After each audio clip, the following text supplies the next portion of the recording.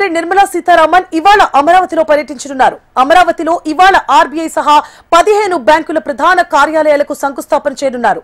రాష్ట్ర పర్యటనకు వచ్చిన నిర్మలా సీతారామన్ కు సీఎం చంద్రబాబు, మంత్రి లోకేష్ తో పాటు నారా భువనేశ్వరి, బ్రహ్మణి స్వాగతం పలికారు. ఉండవల్లిలోని చంద్రబాబు నివాసంలో డిన్నర్ కు ఆహ్వానించారు.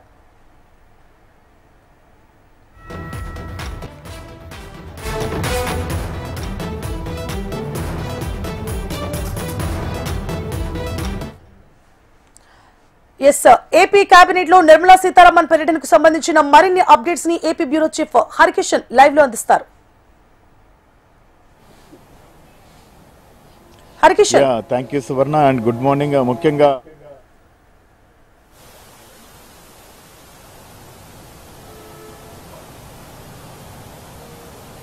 హరికిషన్ చెప్పండి. Thank you Suvarna and good morning. కేంద్ర ఆర్థిక శాఖ మంత్రి నిర్మలా సీతారామన్ నిన్న సాయంత్రమే రాష్ట్రానికి చేరుకున్నారు.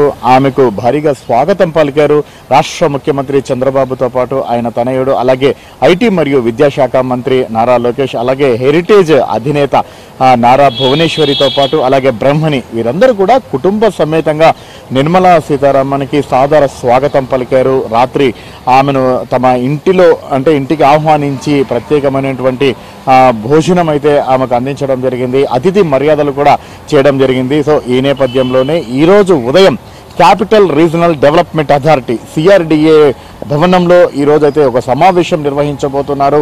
ఆంధ్రప్రదేశ్ ఇప్పటి వరకు కూడా అనేక సందర్భాల్లో అనేక సమావేశాల్లో ముఖ్యమంత్రి చంద్రబాబు ప్రస్తావిస్తూ వస్తున్నారు. ప్రధానంగా ప్రజలు మెచ్చేటటువంటి రాజధానిని, అలాగే ప్రపంచం నచ్చేటటువంటి రాజధానిని నిర్మిస్తామని చెప్పేసి సో దానికి అనుగుణంగా అడుగులు వేస్తోంది. ఈ నేపథ్యంలోనే దీనికి సంబంధించి కేంద్ర ప్రభుత్వ సహాయ సహకారాలు ఎంతో అవసరం అని చెప్పేసి కూడా ఇటు కూటమి నేతలు పలుసార్లు కూడా చెప్పినటువంటి సందర్భాలు కూడా లేకపోలేదు. అలాగే కేంద్ర ప్రభుత్వం వద్దకు వెళ్ళినప్పుడు ప్రస్తుతం రాష్ట్రంలో జరుగుతున్నటువంటి అభివృద్ధి అయితేనేమి, ఏర్పడుతున్నటువంటి నూతన పరిశ్రమలు అయితేనేమి, దాని ద్వారా కలుగుతున్నటువంటి ఉద్యోగ ఉపాధి అవకాశాలకు సంబంధించి కంప్లీట్గా కూడా ఢిల్లీకి వెళ్ళినప్పుడల్లా కూడా కేంద్ర మంత్రి ఎవరైతే నిర్మలా సీతారామన్ ఉన్నారో ఆమెకు ప్రతిసారి కూడా కంప్లీట్గా వివరించి చెప్పేటటువంటి ప్రయత్నం కూడా చేశారు. తమ రాష్ట్రానికి పూర్తిగా కేంద్రం సంపూర్ణ సహకారాలు కూడా అందిస్తోందని చెప్పేసి కూడా ఇక్కడికి వచ్చి మీడియా ద్వారా అనేక మందికి కూడా విజ్ఞప్తులు చేసినటువంటి చెప్పినటువంటి సంగతి అందరికీ తెలిసిందే. సో ఈ నేపథ్యంలోనే తాజాగా ప్రభుత్వ రంగానికి సంబంధించినటువంటి 15 బ్యాంకులకు వర్చువల్గా, అలాగే రిజర్వ్ బ్యాంకుకు సంబంధించినటువంటి శాఖకు కూడా ఆమె ఈరోజు వర్చువల్గా సిఆర్డిఏ కార్యాలయం నుంచి కూడా శంకుస్థాపన చేయబోతున్నారు.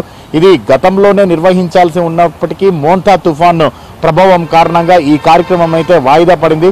ప్రస్తుతం అమరావతి రాజధాని కేంద్రంగా ఉన్నటువంటి ఏవైతే బ్యాంకులన్నీ కూడా తమ ప్రధాన కార్యాలయాలను అమరావతి ఆ ప్రాంతంలో ఏర్పాటు చేసేందుకు ఇప్పటికే ప్రభుత్వానికి విజ్ఞప్తులు చేసినటువంటి నేపథ్యంలో ప్రభుత్వం కూడా సానుకూలంగా స్పందించి ముందుకు వచ్చి నామినల్ రేట్లకు బ్యాంకులకన్నిటికీ కూడా స్థలాలు అనేవి కూడా కేటాయించింది. దీనికి సంబంధించి క్యాబినెట్లో నిర్ణయించి ఆల్రెడీ వారికి సంబంధించినటువంటి స్థలాలు ఎక్కడెక్కడ కేటాయించామన్నటువంటి వివరాలు కూడా అందించడం జరిగింది.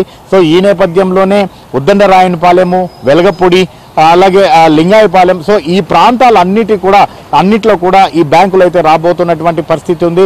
దగ్గర 15 బ్యాంకులకు సంబంధించి ప్రధాన కార్యాలయాలు రాజధాని అమరావతి వేదికగా ఏర్పాటు కాబోతున్నటువంటి నేపథ్యంలో దగ్గరగా కూడా 1400 కోట్ల రూపాయల పెట్టుబడి వస్తుందని చెప్పేసి కూడా ప్రభుత్వం భావిస్తోంది. తద్వారా బ్యాంకుకు సంబంధించినటువంటి ఉద్యోగాల కల్పన కూడా దగ్గర 6500 ఉద్యోగాలు కూడా వస్తాయని చెప్పేసి కూడా భావిస్తున్నటువంటి పరిస్థితి కూడా లేకపోలేదు.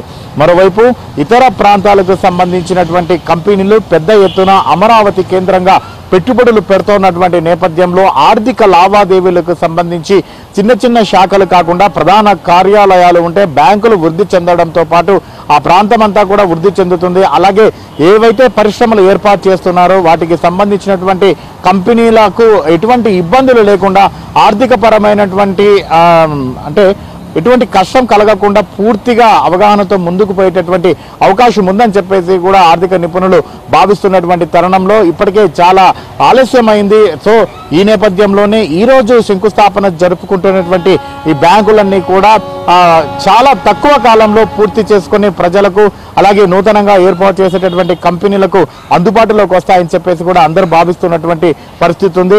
మరోవైపు ముఖ్యమంత్రి చంద్రబాబు కేంద్ర మంత్రి నిర్మలా సీతారామన్తో సిఆర్డీఏ భవనంలో వర్చువల్ శంకుస్థాపన అయిన తర్వాత కూడా సమావేశమయ్యేటటువంటి అవకాశం ఉందని చెప్పేసి కూడా భావిస్తున్నారు. ఈ నేపథ్యంలోనే రాష్ట్రం ప్రస్తుతం ఉన్నటువంటి పరిస్థితికి సంబంధించి కంప్లీట్ గా ఆయన నిర్మలా సీతారామన్కి కంప్లీట్ గా కూడా పవర్ పాయింట్ ప్రజెంటేషన్ చేసేటటువంటి అవకాశం ఉంది. రీసెంట్ గా మనం చూసాం వైజాగ్ వేదికగా సిఐఐ సమ్మిట్ భారీగా అంటే ప్రభుత్వం ఊహించిన దానికంటే ఎక్కువ పెట్టుబడులు వచ్చాయి. పెద్ద ఎత్తున పరిశ్రమలు కూడా ఆంధ్రప్రదేశ్ కు తరలి వచ్చినటువంటి సంగతిని గుర్తు చేస్తూ వాటికి ఏ రకమైనటువంటి సౌకర్యాలు వసతులు కల్పిస్తున్నాం. So easy of doing business కి కేర్ ఆఫ్ అడ్రస్ గా ఆంధ్రప్రదేశ్ ఉంది.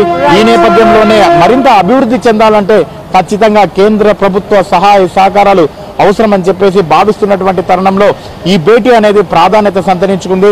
రాష్ట్ర పరిస్థితికి సంబంధించి కంప్లీట్ గా నిర్మలా సీతారామన్కి ముఖ్యమంత్రి పవర్ పాయింట్ ప్రజెంటేషన్ చేసేటటువంటి అవకాశం ఉంది. అనంతరం మధ్యాహ్నం నుంచి కూడా కేబినెట్ సమావేశం జరిగేటటువంటి అవకాశం ఉంది. Suvarna. Right, thank you for the